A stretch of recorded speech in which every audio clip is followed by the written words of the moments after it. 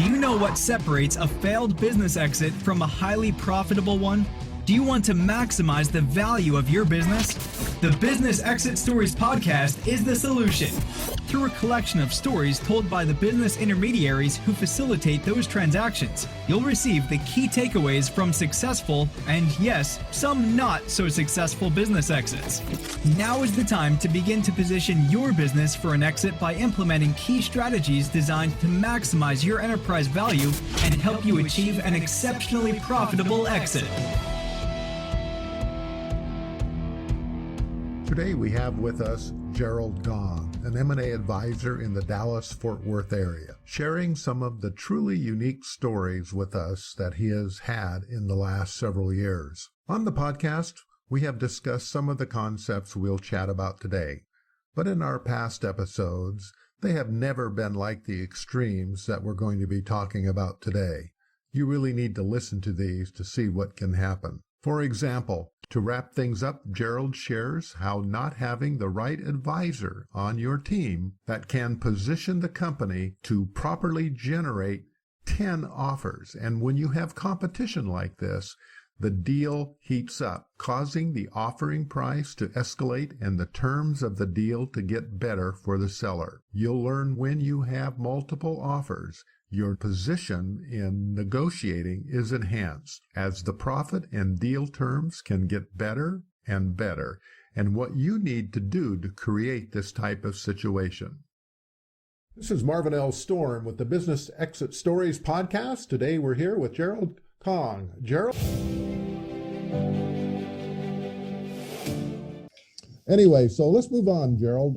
Let's talk about a couple of transactions you've been involved in over the last 20 years in the M&A field, where, you may have all, transactions have their problems, but let's talk about something that really worked out well, or fairly well for those entrepreneurs that were exiting their business. Can you share a story like that with us today?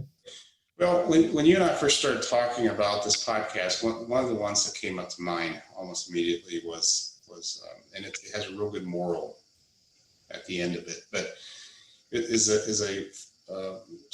was a compounding pharmaceutical company that we had taken on about 15 years ago. Now they had three business partners. All three were pharmacists in training. They all owned their own pharmacies outside of this company that they were partnered in, and it was a very successful compounding pharmacy, because what they did was they found a way to solve a pain point for their customer base. Their customers were hospitals, nursing homes, hospices. They had, if I recall, they had some physical therapy practices that were thrown into the mix, but any institution that requires compounded pharmaceuticals. Now, for those who aren't real familiar with what compounding pharmacies are, they're rare, first of all, but this is not pharmaceuticals. Talk a little bit about what a compounding pharmacy actually does. I haven't actually heard of it before, so that's the new one on me. I think in the old days, they used to call them apothecaries, but what every person has different ailments.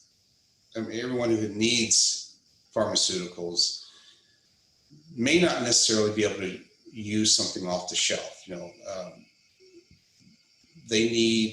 What they may need is maybe a combination of different types of pharmaceutical medications. So what a compounding pharmacy does, customized, right?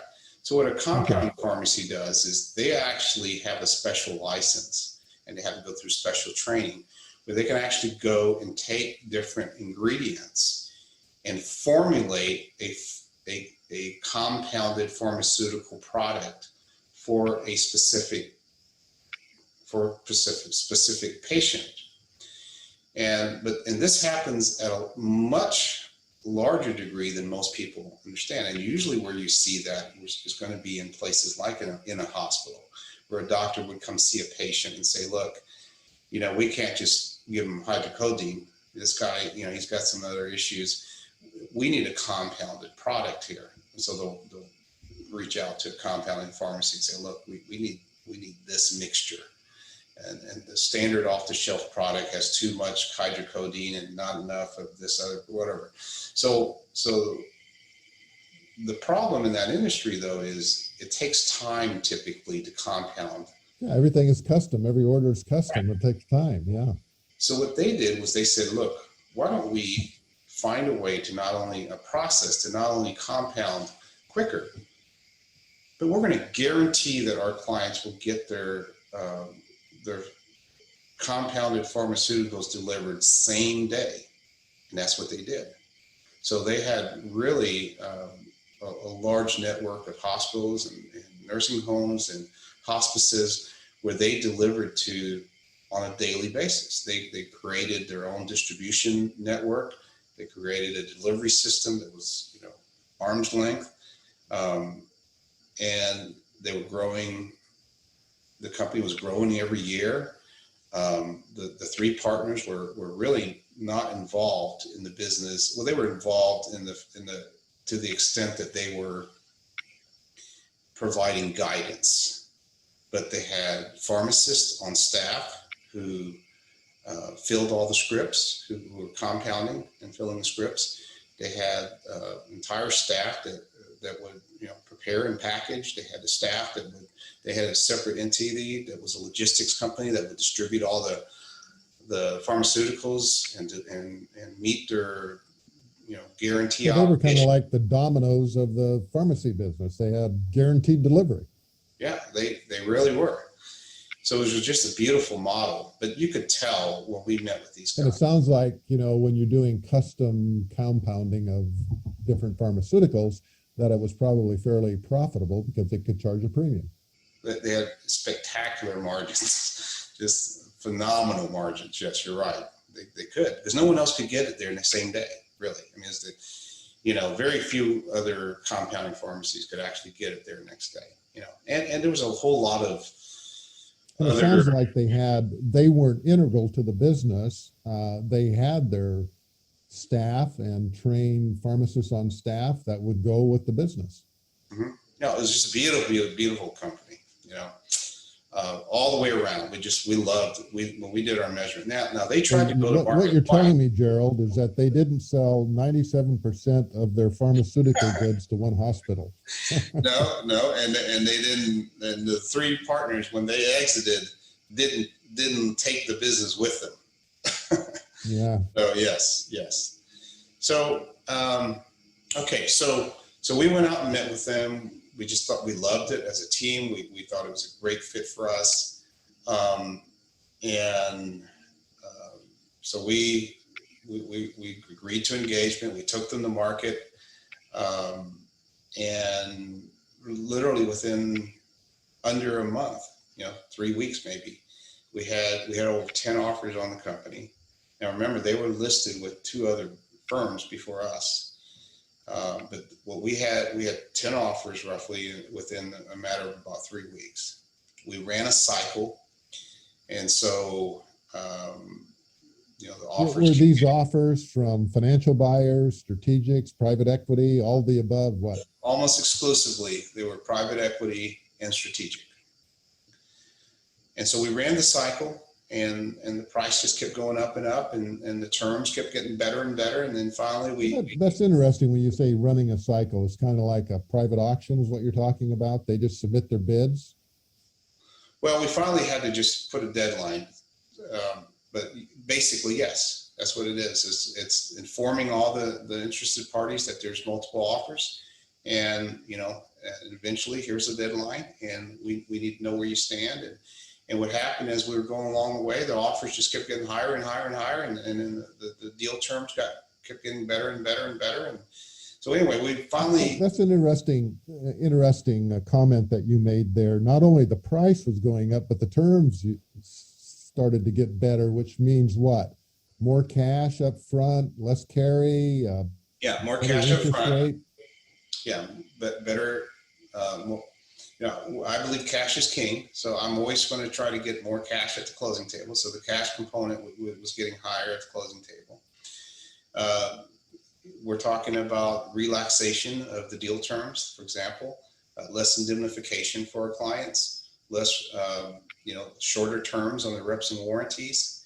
So it would be things like that. So you have a lot of deal terms as well as the financial components. So you got higher offers, you got more cash at closing, you get a relaxation of the reps and warranties, and less indemnification. So would you say, Gerald, that it's not all about cash? Sometimes it's as much about terms as it is about cash when you're negotiating a deal, that the terms become as important as the cash sometimes?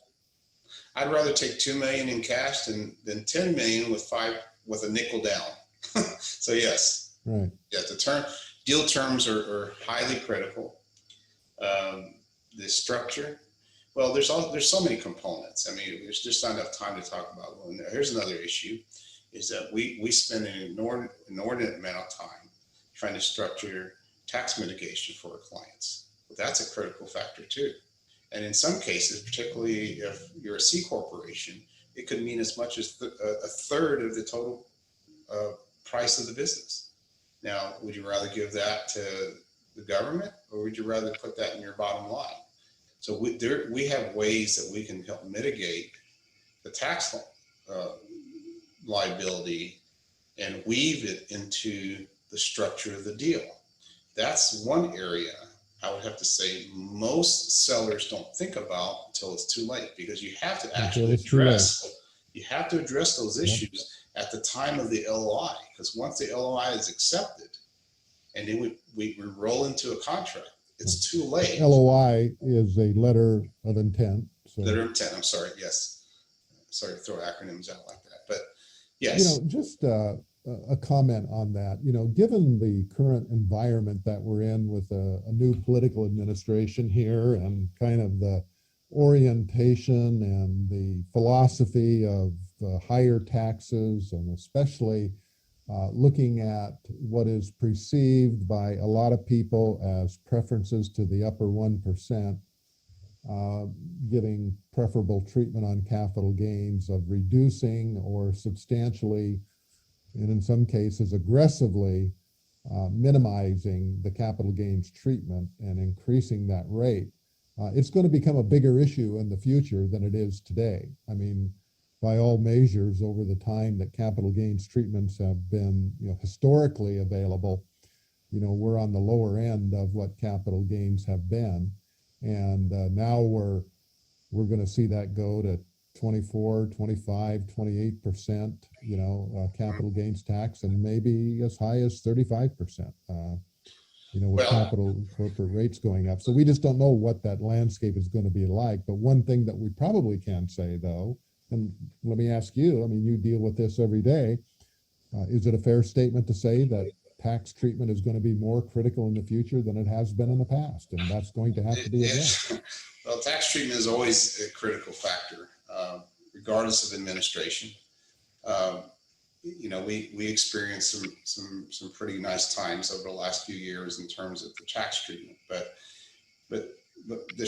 you still, as a seller, need to take into consideration what those tax implications are, and it does affect how you're going to structure the deal. Yeah. Let me ask you, from a philosophical point of view, are buyers not interested in what the seller actually nets, or is that going to ripple through, that the prices are going to be pushed up because of the tax, that they're just going to be an offset, or they're going to be asking for more on the selling price, or are sellers just going to have to take less in the future of what they put in their pocket? What's your personal view on that? I think it depends on the market. In other words, and it's actually bared itself out that way. For example, when I entered the market, it was a pretty robust time for M&A. And so we were getting good. So you're talking 20 years ago. Mm-hmm. Yes. And so we were getting some pretty, robust offers. We were getting nothing like we've seen in the last 4 or 5 years, really. I mean, the last several years was just amazing. But we have, you know, the multiples were high, deal terms were good, and then we went through a cycle where it became more of a buyer's market. And so when it becomes a buyer's market, then the seller can't ask as much in terms of, you know, these kind of needs to take what the market avails itself. Now, over the last 4 years or so, it was such a seller's market, and it still is right now. It still is a seller's market. Multiples were as high as I've ever seen it. It was amazing. Deal terms. We had buyers coming in literally paying 100% cash. Okay, I'm not kidding about that. We've had, so not only were the multiples higher, we're getting a lot more cash at closing. We had buyers coming in saying, look, 1 year, we'll cap all reps and warranties out a year. You know, we won't even ask for indemnification. So we went through a period where it was definitely a seller's market. So I would say that it just depends on, you know, the market. Okay, well, that's good insight. So let's move on to, I guess, wrapping up this transaction is that what we're really talking about here then is a kind of the takeaway here. How did this deal get closed? Okay, so we're here. The deal was really, really beautiful and smooth, but here's what happened. Okay, we had an attorney on the sell side, not by our choosing, but it was a personal friend of one of the partners, who was a generalist. He was not an M&A attorney. We recommended an M&A attorney, but they said, no, we're going to stick with this guy. You know, we know him. He's so a good just guy. for proper context here. So you're saying that the attorney involved on the seller's side was a personal friend to one of the owners. Correct. And his background was not M&A.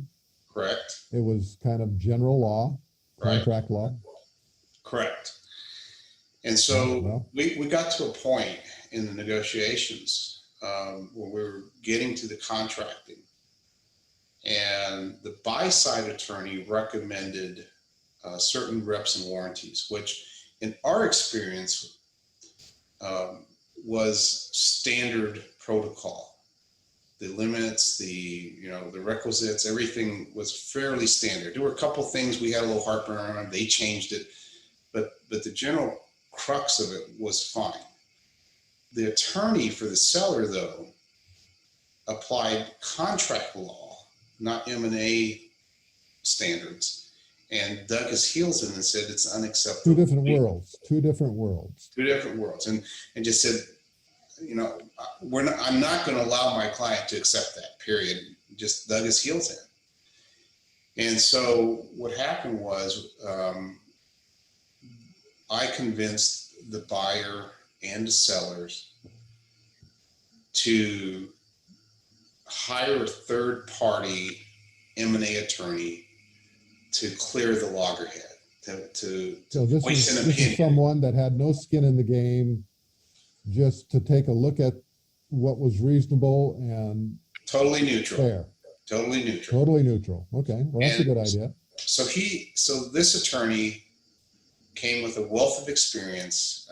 95% of his book of business was nothing but M&A. And he agreed with the buy side, which is what we did. We agreed with the buy side too, that their reps and warranties were actually standard and normal and should be acceptable. Well, so they're basically saying that the seller's attorney, who's the friend of one of the owners, is all wet. Doesn't know what he's doing. Basically. So he got screwing up the deal and dragging it out. Yeah, he got his ego bent. He spent the next 9 months trying to sabotage the deal. Literally trying to sabotage the deal. Every time we get close to the finish line, oh, there's sand across the finish line. We can't close this deal, and he'd make a mountain out. So on the buy side, there was an M&A attorney that was experienced, right? Correct. M&A team. They had a team of attorney team, I guess, Okay. team of attorneys that really. Who was the lead attorney? What type of person was that? Well, it was a very experienced young lady that really knew her stuff. She was very polished and was not combative at all. And I don't know if this affected the sell side attorney or not. And whether he. So I'm just curious. Yeah. Maybe I shouldn't ask this question, but in the Me Too world, did the seller's attorney have a problem with a woman attorney? We felt like he felt he was emasculated by this lady, and so he spent 9 months trying to sabotage the deal. So finally, he had a couple of things going on here. He didn't know what he was doing. Plus, he was not thrilled with the woman being on the other side that knew more than he did. Right. So what's worse, being ignorant or stubborn? Or both? When it comes to attorneys, that's a pretty potent combination. Yeah. So this dragged on for 9 months. How did the deal get closed, or did it blow up and go away? So here's what happened. I took our lead advisor with me, and we set an appointment with the sellers, the partners, and no attorneys involved. And we just basically told them, we believe that this attorney that you have engaged is the wrong guy. And not only that, but we think he's sabotaging the deal. We think, if you do not remove this attorney, we're going to pack up and leave. And we're taking the buyers off the table. We're not going to go down this path any longer with this guy. So they went. That's pretty tough medicine. It's sometimes you have to shake the tree for the fruit to fall, right? So they had a decision to make. What happened? So what they did was they hired a third-party M&A investment banker and asked to look at the deal. So this is another third party they brought in to re-verify the already verified, right, if this was a reasonable deal or not. Exactly. And the third party investment banking firm said Kong and Trinity are correct. There's no reason why this deal shouldn't have closed by now. And you need to remove this attorney. He's making a mountain out of a molehill, out of things that you shouldn't even be arguing over. So they did. They finally made the move. They removed the attorney. So how long did it take once the attorney is gone? How long? And they got a good attorney, and I assume an M&A guy. How long did it take to get the deal done? Yeah, we recommended an M&A attorney, and he came in, and within, I'm not kidding, in less than 2 weeks, we closed the deal. So after 9 months, wow. Well, yeah. So what's the lesson learned here? Get it. If you're going to try to go to market, get an M&A guy. It will come out a lot cheaper in the long run. You're not going to be spending money arguing over things that don't matter. You're not going to be paying an attorney to do research on things that he should already know, because that's what ends up happening when you hire a generalist. They go and do all the M&A research on things, and then they bill you for it. And it makes it easy for both sides. And there are times where we've actually asked the buy side, hey, is your attorney an M&A guy? If he's not, we'd like for you to. Well, I would imagine from your chair that you sit in, if you find out the attorney on the buy side is a generalist and a corporate law attorney, transaction attorney, you just may not even consider that offer because you know where it's going.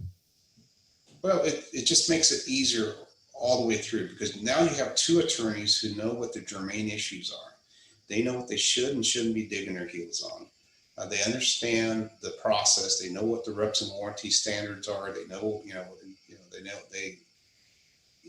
they understand the process. They have a good grasp of the issue. Well, I think this is a great example of, hire the right advisors. As you said, in the long run, they may be a little bit more expensive, but you'll save money in the long run.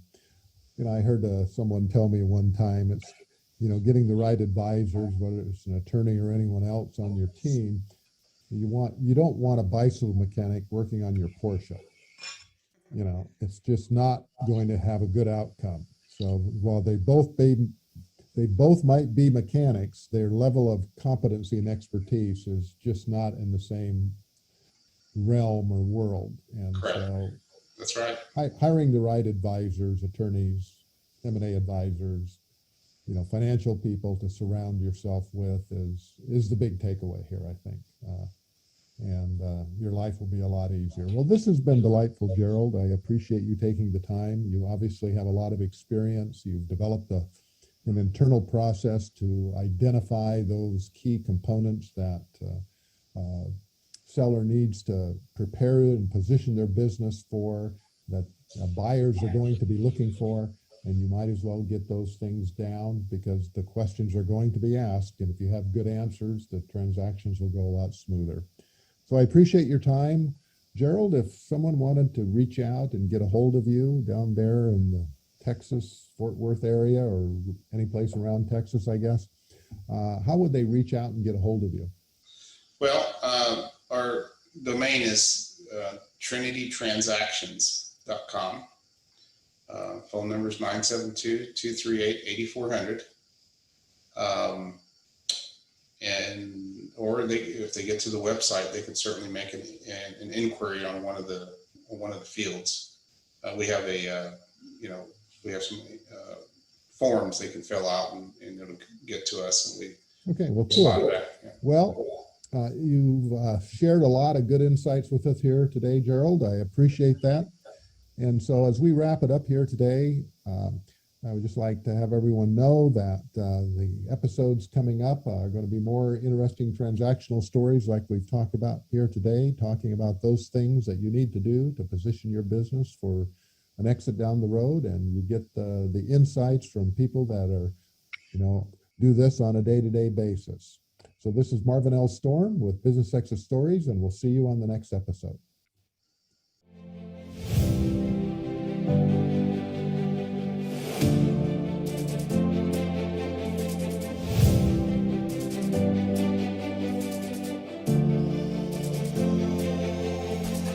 Thanks for listening to the Business Exit Stories podcast. For more information or to reach out to today's guest, visit www.businessexitstories.com for more details. Please subscribe, rate, review, and share this podcast from your favorite podcasting platforms. And remember, maximizing business value at the time of exit doesn't happen magically. It takes planning.